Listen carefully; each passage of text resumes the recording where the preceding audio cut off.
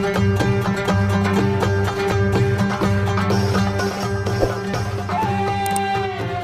lupa subscribe. Assalamualaikum dan salam sejahtera. Berjumpa lagi kita pada ruang kali ini, dan kali ini kita akan membincangkan soalan yang lebih mencabar. Okey, fokus kita ialah cara menulis karangan mengikut isu yang ditanya. Okey, ini merujuk kepada kefahaman yang mendalam terhadap kehendak soalan, khususnya menulis hujahan berteraskan isu yang ditanya dalam soalan, dan juga sekaligus mengaplikasikan kosakata yang terdapat dalam soalan. Baiklah, saya akan berikan satu soalan. Soalan ini adalah soalan aras yang sangat sukar. Okey, soalannya ialah, nilaikan kepimpinan Sultan Muhammad Al-Fatih dalam bidang ketenteraan pada abad ke-15 Masihi. Soalan ini adalah soalan ulangan 2015. Okey, cuba kita perhatikan perkataan yang terdapat dalam soalan itu. Perkataan pertama adalah nilaikan. Yang kedua adalah kepimpinan. Yang ketiga adalah bidang ketenteraan. Okey, ketiga-tiga perkataan ini sepatutnya pelajar kena garis terlebih dahulu supaya kita nampak apa yang soalan ini nak. Okey, kita kupas satu persatu sebelum kita memberikan ataupun menjawab isu atau fakta yang ditanya. Okey, nilaikan. Kalau mengikut taksonomi Bloom, dia berada dalam aras penilaian. Okey. Dan nilaikan di sini merujuk kepada memberi pertimbangan terhadap sesuatu perkara berdasarkan kriteria ataupun memberi justifikasi terhadap apa yang dilakukan. Okey, oleh kerana itu mesti ada perkataan untuk menggambarkan pertimbangan. Okay, pertimbangan ni pula boleh dibuat dalam bentuk pro ataupun con. Okey. Dan dia ada satu piawaian yang boleh kita gunakan untuk menggambarkan ataupun memberi justifikasi ini. Okay, contohnya berkesan, berjaya, gagal, tepat, baik, buruk, memuaskan dan lain-lain. Dan piawai ini mestilah dibuktikan dengan hujah yang logik. Okey.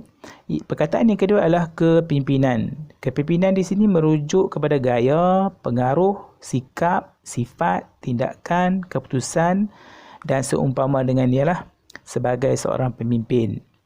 Okey, perkataan yang ketiga adalah bidang ketenteraan. Bidang ketenteraan ini berkait rapat dengan tentera lah, seperti pentadbiran tentera, logistik, strategi dan lain-lain. Okey, jawapan yang baik ialah jawapan yang menjawab isu soalan. Ini penting. Apa isunya? Okey, kalau merujuk kepada soalan, isu yang paling penting ialah aspek kepimpinan dalam bidang ketenteraan sahaja. Okey, yang menjadi kesalahan atau kesilapan sehingga jawapan tidak relevan apabila pelajar mencampur adukkan aspek lain selain ketenteraan. Okey, contoh aspek lain seperti sifat peribadi Sultan Muhammad Al-Fatih secara umum, atau aspek kepimpinan umum dalam pentadbiran, atau kepimpinannya dalam pembangunan ekonomi atau sosial. Jadi apa jawapan yang sesuai dan relevan dan tepat untuk soalan tadi. Dan saya nak bagi tahu juga bahawa inilah bentuk soalan sekarang, iaitu satu soalan yang lebih fokus kepada isu yang lebih kecil. Okey? Baik, kita tengok balik apa soalan tadi, dan sudahkah calon atau pelajar dapatkan jawapan dia? Okey, ini antara cadangan jawapan yang sepadan dengan soalan tadi. Okey, jawapan yang pertama, sifat kepimpinannya melalui teladan dalam aspek ketenteraan. Yang kedua, strategi ketenteraan yang digunakan. Ini kita boleh rujuk pembukaan kota Konstantinopel tu. Kemudian yang ketiga, dasar ketenteraan seperti peluasan kuasa. Yang keempat, pembangunan dalam ketenteraan seperti teknologi ketenteraan, logistik, fizikal dan rohani tentera. Satu lagi, sebelum saya pergi kepada jawapan, kesalahan besar ialah apabila keseluruhan jawapan calon hanya fokus ketenteraan terhadap strategi pembukaan kota Konstantinopel sahaja. Ini salah.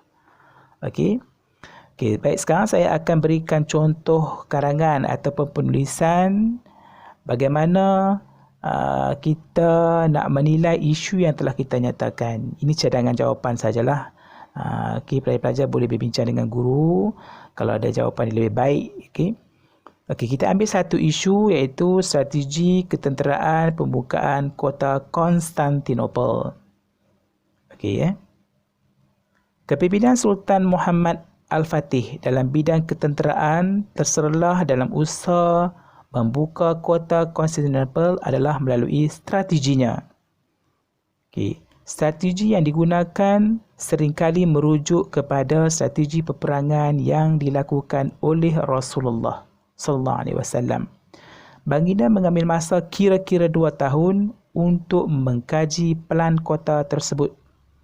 Antara strategi bijak yang digunakan oleh baginda ialah menghantar perisik untuk mendapatkan maklumat berkaitan kekuatan dan kelemahan dalaman pihak Konstantinopel.